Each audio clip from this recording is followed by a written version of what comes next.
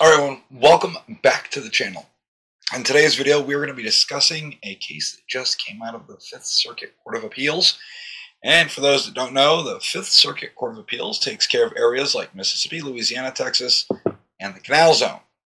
Alright, we here in New England, Connecticut, have to deal with the 2nd Circuit Court of Appeals. Why am I addressing this? Because it does pertain to us and a broader picture of the country.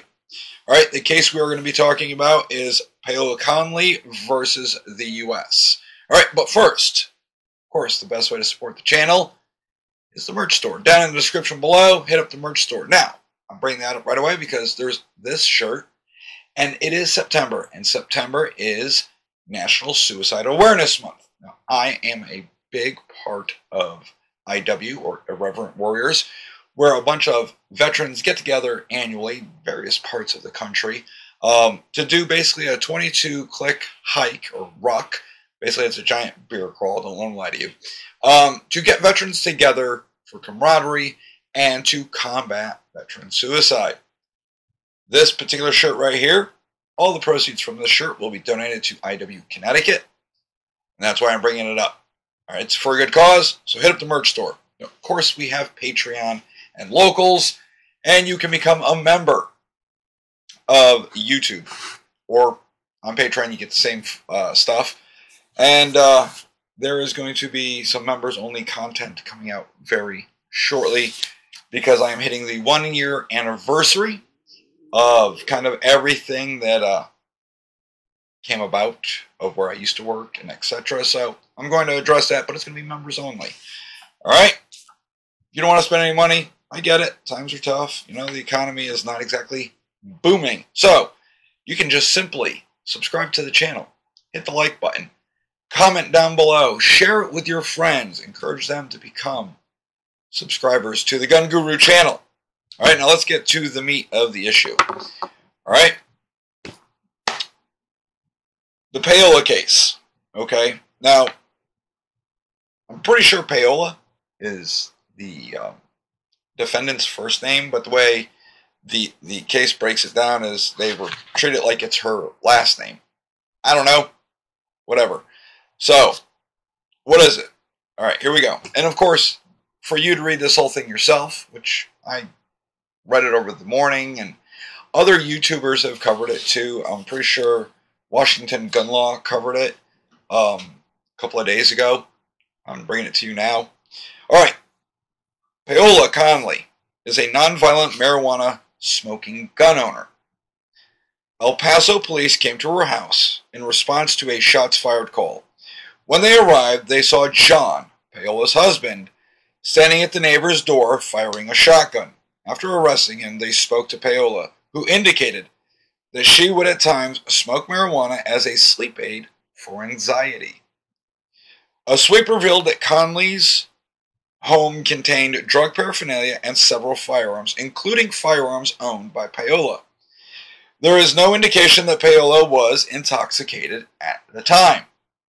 Okay. So, she was charged with violating 18 U.S.C.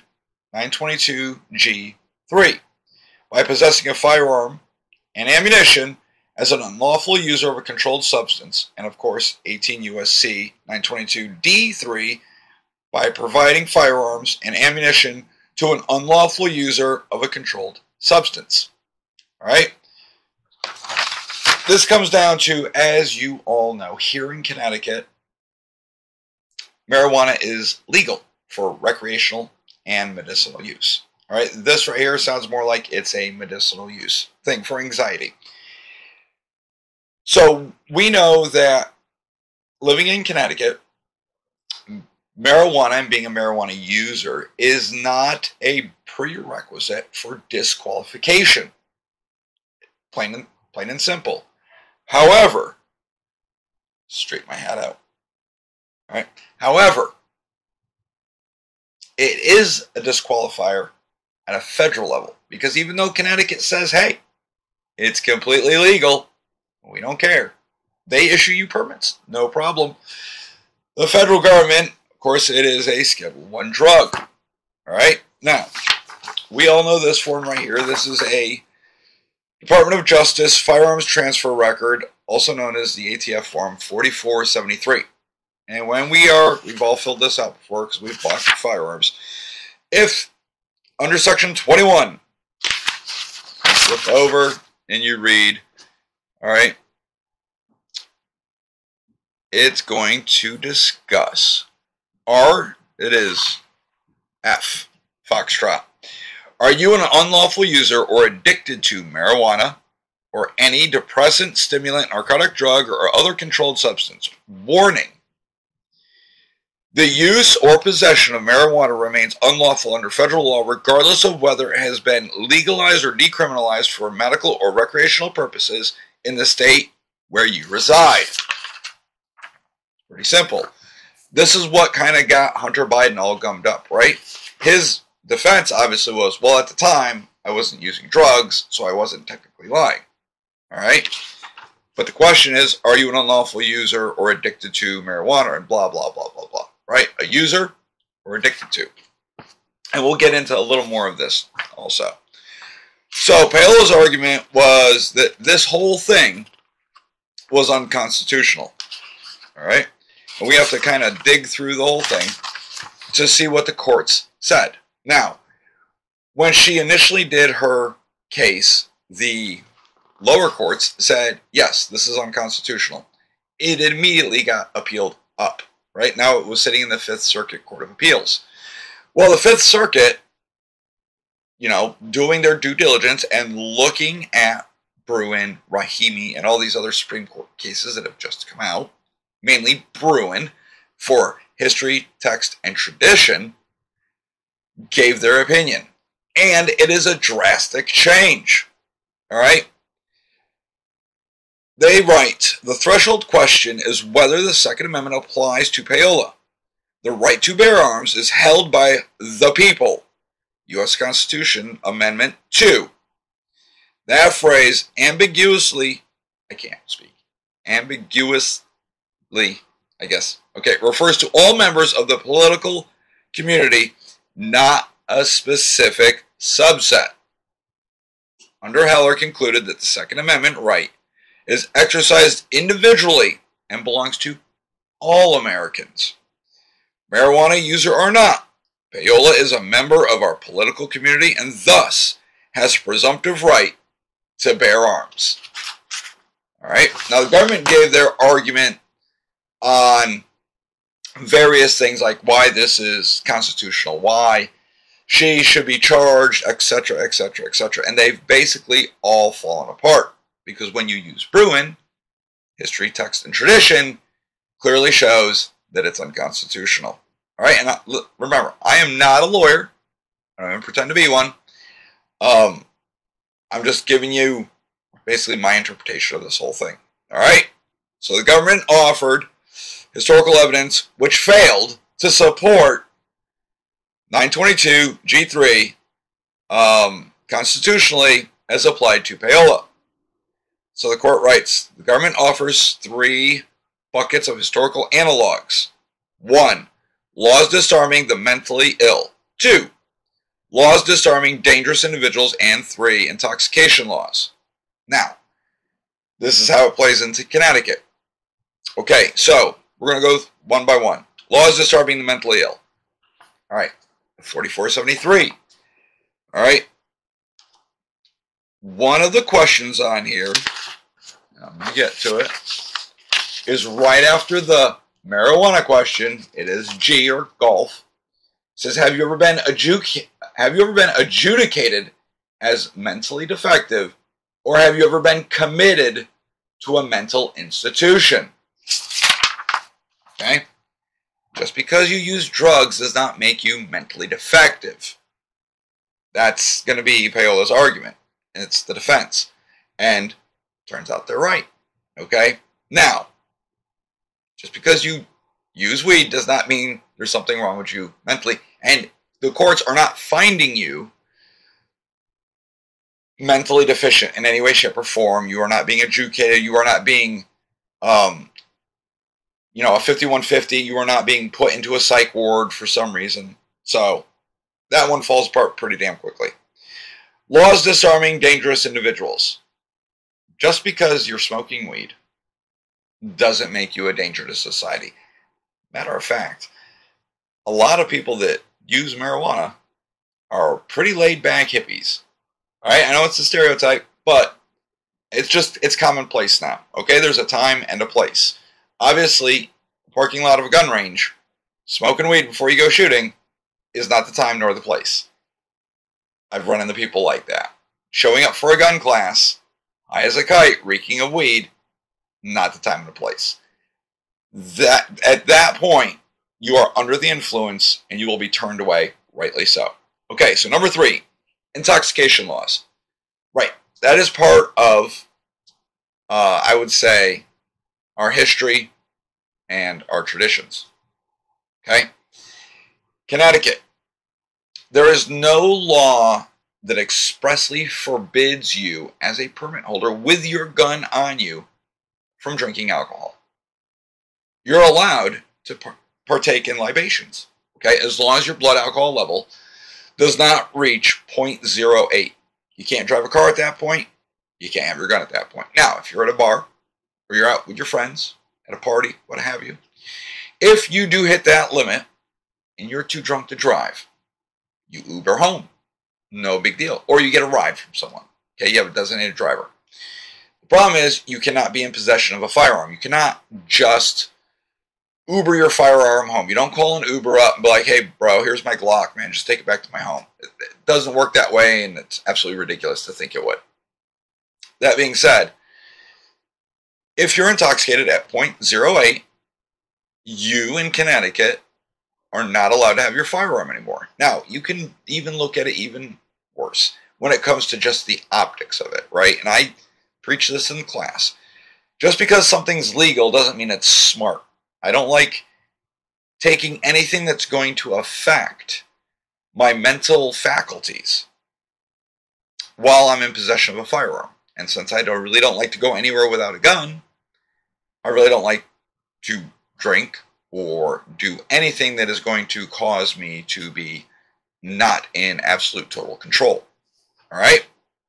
Now, if I do happen to go somewhere and I do not have my firearm, I may or may not partake in some drinks. That being said, the way I am, even if I have one beer or shot or whatever, I'm not driving for the rest of the night. One beer at dinner, a couple hours go by, I'm still not going to drive my car. It's just not going to happen. Even though, yes, there's no alcohol left in me. That's just me. You could be different. All right? The optics.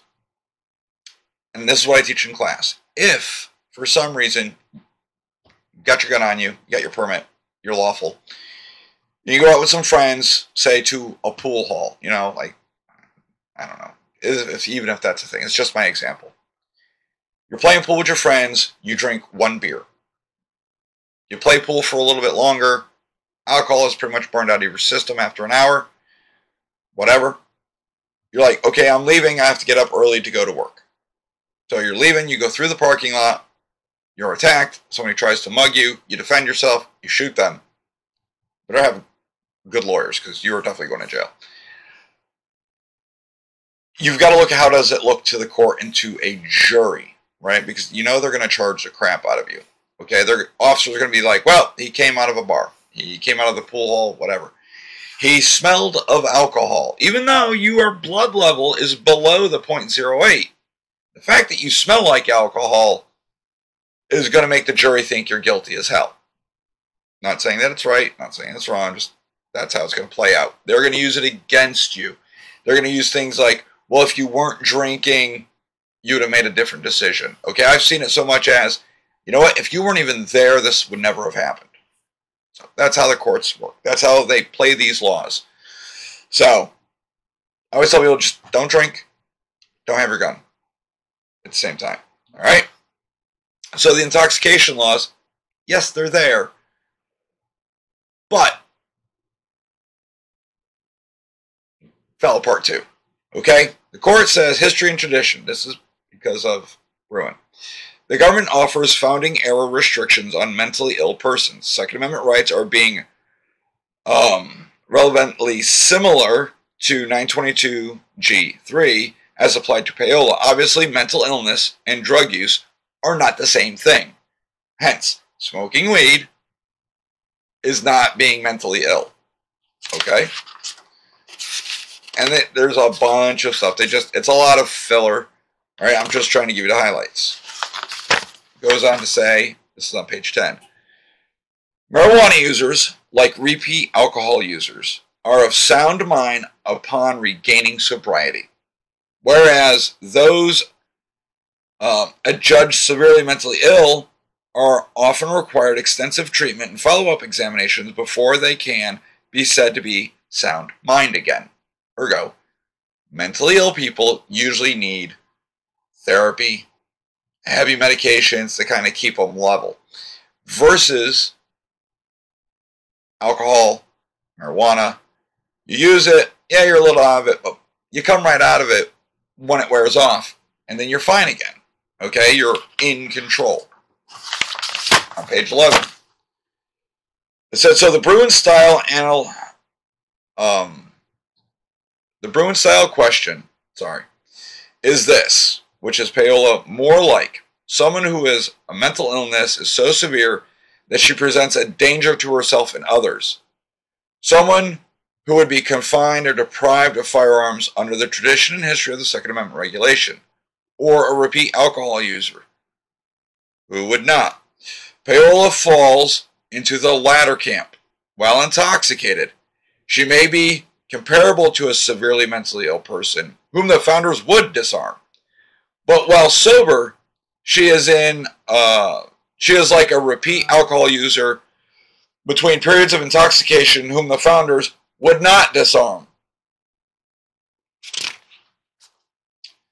Laws barring political dissidents from owning guns in the periods of conflict, for example, many states bar those who refuse to take the oath of allegiance during the Revolutionary War from owning guns. Now, this is part of the history and tradition surrounding laws that disarm dangerous people. So yes, we do have a history. During the American Revolution, if you were a Tory, you were not with the Revolution, yeah, they disarmed you, right? Because they didn't want to fight against you. So there is history and tradition. Okay? But these were all socio-political motivations. That's it. Okay? And they go on to explain the founders did not disarm English loyalists because they were believed to be lacking self-control. It was because they were viewed as a political threat. All right? So too with laws disarming religious minorities. So they didn't just do the Tories, but they disarmed Catholics.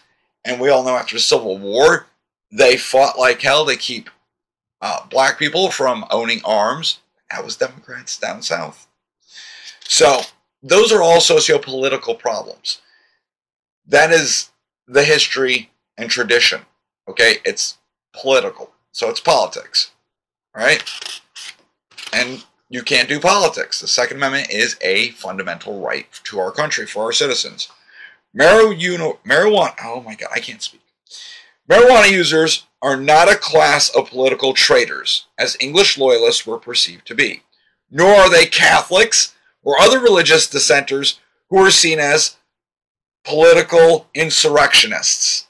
So there you go. That's falling apart as dangerous. Even the founders disarmed Catholics as politically disaffected citizens. They were left ordinary drunkards, unregulated. All right? So, Catholics, lose your guns. Drunks, you're fine. As long as you were part of the right political class. Man, that sounds familiar today. As long as you toe the line and you're part of the correct political class, they'll leave you alone. Wow. All right, jumping all the way to page 17. The government offers a 1771 law from New York, which bans citizens from firing guns during New Year's celebration. This was in February 16th of 1771. So the court, because this government used this, and the court said, well, while this law was passed for a similar purpose as 922G3, preventing the great damages done by those intoxicated with liquor, was very narrow. It only applied for 3 days out of a year and only prevented you from firing guns, not possessing or carrying. And it was applied only to those under the influence and not even the habitual drinker that just drank throughout the year. So basically, don't get drunk, celebrate, and pop rounds off. That's dangerous. Fine. And I know we've all seen the videos online, mainly from the Middle East, when they're at these parties and idiots are popping their AKs off and it just does not end well. Alright? Again, don't drink. Don't play with your guns. Alright? Skipping all the way to page 20, and I'm pretty sure this is the last point I wanted to make. Nope, there's one more page. Paola stated that she would at times partake in a sleep aid or help with anxiety, but we do not know how much she used at those times and when she last used. There is no evidence that she was intoxicated at the time that she was arrested. Indeed, under the government's reasoning, Congress, if they wanted to, could ban gun possession by anyone who has multiple alcoholic drinks in a week from possessing guns based on the intoxicated carry laws. But they haven't. They'd have to amend the Constitution. And that's not going to happen. Okay? Now, if they passed a law, maybe. I mean, I'm pretty sure it's unconstitutional. But using intoxication laws that we currently have on the books, you know, maybe. But probably not. All right? Paola's 922 G3 charge is inconsistent with our history and tradition of firearm regulations for the reasons discussed above. So we affirm the judgment of dismissal as her as-applied challenge, but holds it very narrowly. And they go on to explain what that narrowness means. Okay? So there you go.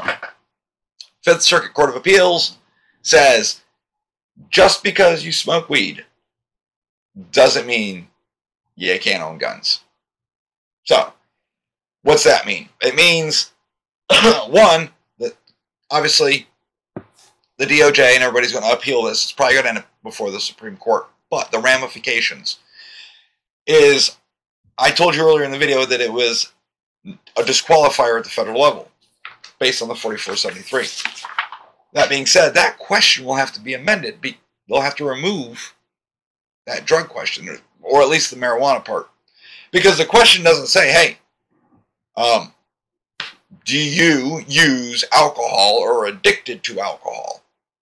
There's none of those questions. So, you know, I'm like, if you're like a raging, functioning alcoholic, you could still own a gun. It's not advised, but seek help.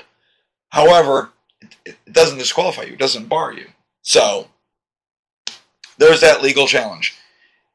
I don't think anything's going to change at this point. I know that they came out, the DOJ, I think it was, came out earlier in the week, and they said they are not going to address changing the marijuana laws at a federal level until after the election. But they've discussed and rumored about just decriminalizing it, or at least getting it off the Schedule 1 list, right? There's no reason for marijuana to still be up there with like crack, cocaine, and things like that. It's absolutely ridiculous. That being said, Trump has already come out and said people should not go to jail for nonviolent marijuana usage or possession, etc., etc. Pretty sure Kamala Harris has come out recently and said the same things. However, she does have a notorious record of locking up individuals for those very charges, and has gone on the record bragging about how she's locked up people for just being marijuana users or having marijuana. Alright, again though, I'm pretty sure it's going to appeal up to the Supreme Court. We'll see if the Supreme Court just kicks it back down to the lower court and says it stands, or if they'll actually hear the case. We shall see. The Supreme Court when it comes to the Second Amendment, is kind of wishy-washy at times. They pick and choose these cases, obviously. Finally, hopefully, in the next couple of months, they will actually hear an AR-15 case, which they've been kicking the bucket down the road over and over and over.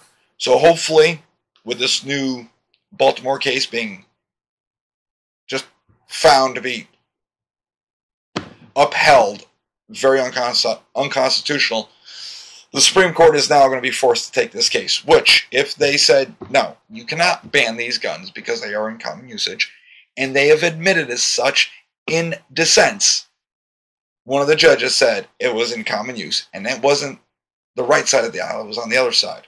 It said it was in common use. So, that's solidified in stone, black and white. All right? They're going to find these laws unconstitutional across the land, which means all the Illinois cases, the Baltimore case, and, of course, Grant v.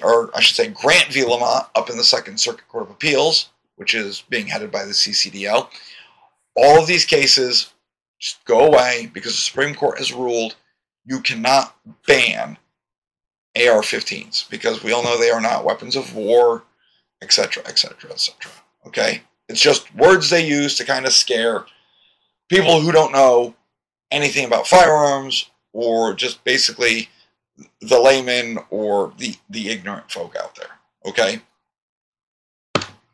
So that's that. I mean, that's the case. Basically, Fifth Circuit Court of Appeals says, listen, just because you use weed doesn't mean you lose your Second Amendment. Good on them. Now, addressing things that are coming up.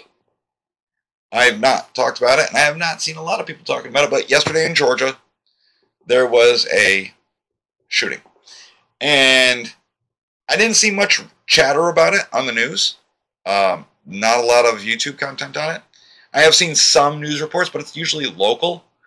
And I was like, this morning I was like, maybe it doesn't fit the narrative. Which, if you look at the facts, it really doesn't. But one of the photos released was what the perpetrator used. And of course, it had to be a long gun. So, be prepared, everybody.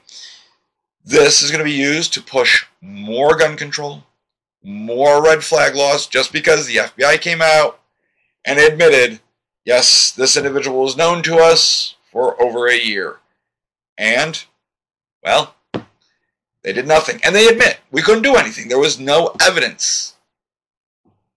We couldn't arrest him. We couldn't do anything. Just the individual has made threats in the past, credible threats, social media posts, etc., etc., and they did their investigation, and his rhetoric.